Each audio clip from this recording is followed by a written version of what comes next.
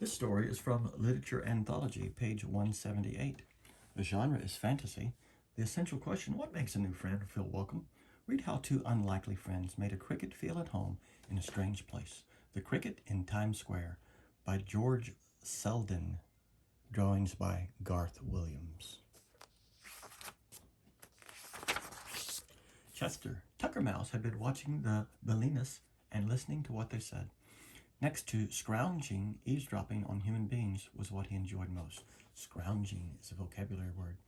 That was one of the reasons he lived in the Times Square subway station. As soon as the family disappeared, he darted out across the floor and scooted up to the newsstand. At one side, the boards had separated, and there was a wide space he could jump through. He'd been in a few times before, just exploring.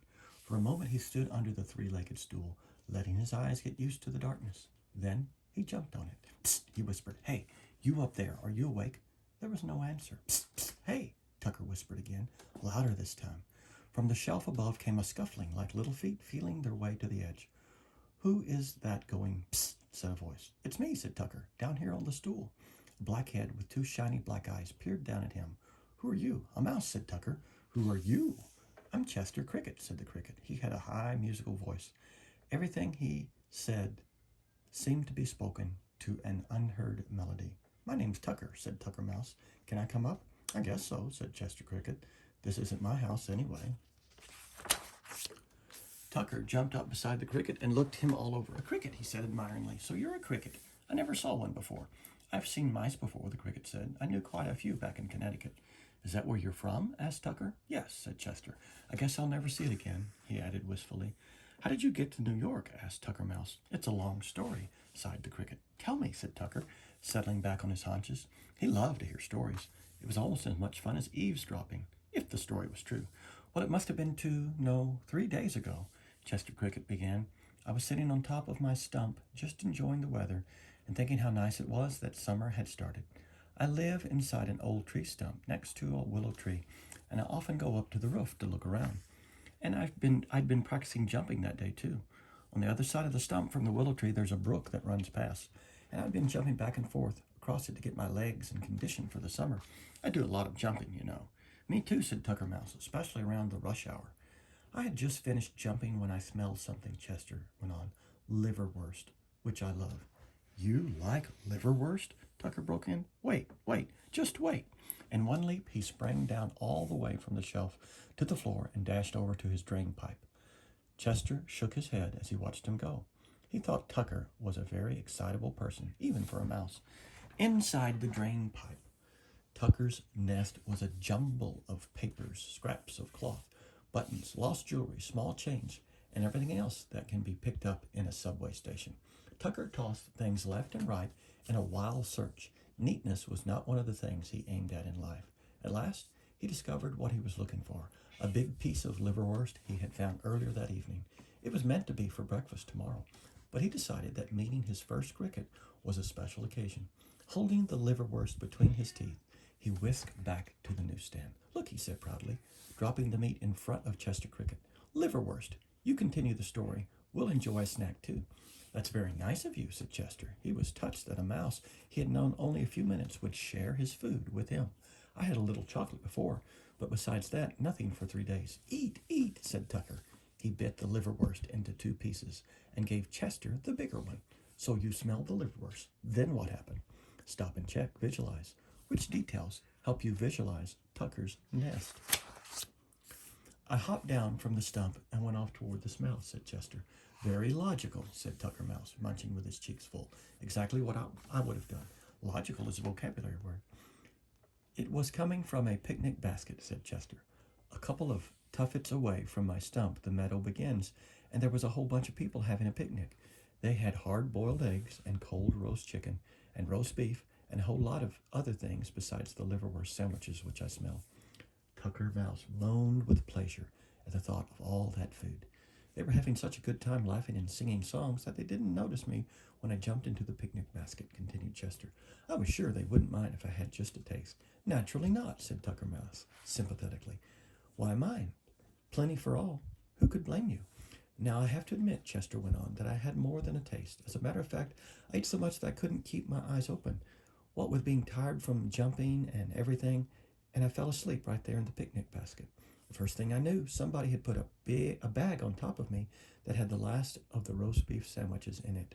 I couldn't move. Imagine, Tucker exclaimed. Trapped under roast beef sandwiches. Well, there are worse fates. At first, I wasn't too frightened, said Chester. After all, I thought they'd probably come from New Canaan or some other nearby town. They'll have to unpack the basket sooner or later. Little did I know, he shook his head inside. I could feel the basket being carried into a car and riding somewhere and then being lifted down. That must have been the railroad station. Then I went up again, and there was a rattling and roaring sound the way a train makes. But this time I was pretty scared. I knew every minute was taking me further away from my stump, but there wasn't anything I could do. I was getting awfully cramped, too, under those roast beef sandwiches. Didn't you try to eat your way out? Asked Tucker. Didn't have any room, said Chester, but every now and then the train would give a lurch, and I managed to free myself a little. We traveled on, and then the train stopped. I didn't have any idea where we were, but as soon as the basket was carried off, I could tell from the noise it must be New York. You never were here before? Tucker asked. Goodness, no, said Chester, but I've heard about it. There was a swallow I used to know who told about flying over New York every spring and fall on her way to the north and back. But what would I be doing here? He shifted uneasily from one set of legs to another. I'm a country cricket. Don't worry, said Tucker Mouse. I'll feed you liverwurst. You'll be all right. Go on with the story. It's almost over, said Chester. The people got off one train and walked a ways and got on another, even noisier than the first. Must have been the subway, said Tucker. I guess so, Chester Cricket said. You can imagine how scared I was. I didn't know where I was going. For all I knew, they could have been heading for Texas. Although I don't guess many people from Texas come all the way to Connecticut for a picnic. It could happen, said Tucker, nodding his head. Anyway, I worked furiously to get loose, and finally I made it. When I got off the second train, I took a flying leap and landed in a pile of dirt over in the corner of this place where we are.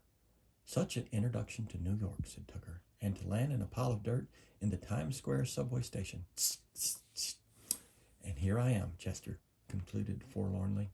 I've been lying over there for 3 days, not knowing what to do. At last I got so nervous I began to chirp. That was the sound, interrupted Tucker Mouse. I heard it, but I didn't know what it was. Yes, that was me, said Chester. Usually I don't chirp until later on in the summer, but my goodness, I had to do something. The cricket had been sitting next to the edge of the shelf. For some reason, perhaps it was a faint noise, like padded feet tiptoeing across the floor, he happened to look down. A shadowy form that had been crouching silently below in the darkness made a spring and landed right next to Tucker and Chester. Watch out, Chester shouted. A cat. He dove headfirst into the matchbox. Harry Cat. Chester buried his head in the Kleenex. He didn't want to see his new friend Tucker Mouse get killed. Back in Connecticut, he had sometimes watched the one-sided fights of cats and mice in the meadow, and unless the mice were near their holes, the fights always ended in the same way. But this cat had been upon them too quickly. Tucker couldn't have escaped. There wasn't a sound. Chester lifted his head and very cautiously looked behind him. That's a vocabulary word. The cat, a huge tiger cat with gray-green eyes and black stripes along his body, was sitting on his hind legs, switching his tail around his forepaws, and directly between those forepaws, in the very jaws of his enemy, sat Tucker Mouse. He was watching Chester curiously. The cricket began to make frantic signs that the mouse should look up and see what was looming over him. Very casually, Tucker raised his head. The cat looked straight down on him. Oh, him, said Tucker, chucking the cat under the chin with his right front paw. He's my best friend. Come out from the matchbox. Chester crept out, looking first at one, then the other. Chester, meet Harry Cat, said Tucker. Harry, this is Chester. He's a cricket. I'm very pleased to make your acquaintance. Acquaintance is a vocabulary word, said Harry Cat in a silky voice. Hello, said Chester. He was sort of ashamed because of all the fuss he had made. I wasn't scared for myself, but I thought cats and mice were enemies. In the country, maybe, said Tucker, but in New York, we gave up those old habits long ago. Harry is my oldest friend. He lives with me over in the drain pipe. So how was scrounging tonight, Harry? Not so good, said Harry Cat. I was over in the ash cans on the east side, but those rich people don't throw out as much garbage as they should. Chester, make that noise again for Harry, said Tucker Mouse. Chester lifted his black wings that were carefully folded across his back, and with a quick, expert stroke, drew the top one over the bottom. A thrum echoed through the station. Lovely, very lovely, said the cat. This cricket has talent. I thought it was singing, said Tucker, but you do it like playing a violin, with one wing over the other. Yes, said Chester. These wings aren't much good for flying, but I prefer music anyhow. He made 3 rapid chirps. Tucker Mouse and Harry Cat smiled at each other. It makes me want to purr to hear it, said Harry. Some people say a cricket goes chee-chee-chee, explained Chester. And others say treat, treat, treat. But we crickets don't think it sounds like either one of those. It sounds to me as if you're going crick, crick, crick, said Harry. Maybe that's why they call him a cricket, said Tucker. They all laughed. Tucker had a squeaky laugh that sounded as if he were hiccuping. Chester was feeling much happier now. The future did not seem nearly as gloomy as it had over in the pile of dirt in the corner. Are you going to stay a while in New York? Asked Tucker. I guess I'll have to, said Chester. I don't know how to get home. Well, we could always take you to Grand Central Station and put you on a train going back to Connecticut, said Tucker. But why don't you give the city a try? Meet new people, see new things. Mario likes you very much. Stop and check, visualize. How do Tucker and Harry feel about Chester's chirping? Which words help you visualize the reaction? Yes, but his mother doesn't, said Chester. She thinks I carry germs. Germs, said Tucker scornfully. She wouldn't know a germ if one gave her a black eye. Pay no attention. Too bad you couldn't have found more successful friends, said Harry Cat. I fear for the future of this newsstand. It's true, echoed Tucker sadly. They're going broke fast. He jumped on a pile of magazines and read off the names in the half-light that slanted through the cracks in the wooden cover. Art News, Musical America. Who would read them but a few long hairs? I don't understand the way you talk, said Chester. Back in the meadow he had listened to bullfrogs and woodchucks and rabbits, and even a few snakes, but he had never heard anyone speak like Tucker Mouse. What is a long hair? Tucker scratched his head and thought a moment. A long hair is an extra refined person, he said. You take an Afghan hound. That's a long hair. Do Afghan hounds read Musical America? Asked the cricket. They would if they could, said Tucker. Chester shook his head. I'm afraid I won't get along in New York, he said. Oh, sure you will, squeaked Tucker Mouse. Harry, suppose we take Chester up and show him Times Square. Would you like that, Chester? I guess so, said Chester, although he was really a little leery of venturing out into New York City. The 3 of them jumped down to the floor. The crack in the side of the newsstand was just wide enough for Harry to get through. As they crossed the station floor, Tucker pointed out the local sites of interest, such as the Nedick's lunch counter. Tucker spent a lot of time around there, and the Loft's candy store. Then they came to the drain pipe. Chester had to make short little hops to keep from hitting his head as they went up. There seemed to be hundreds of twistings and turnings and many other pipes that opened off the main route, but Tucker Mouse knew his way perfectly, even in the dark. At last Chester saw light above them. One more hop brought him out onto the sidewalk, and there he gasped, holding his breath and crouching against the cement. They were standing at one corner of the Times building, which is at the south end of Times Square. Above the cricket, towers that seemed like mountains of light rose up into the night sky. Even this late, the neon signs were still blazing.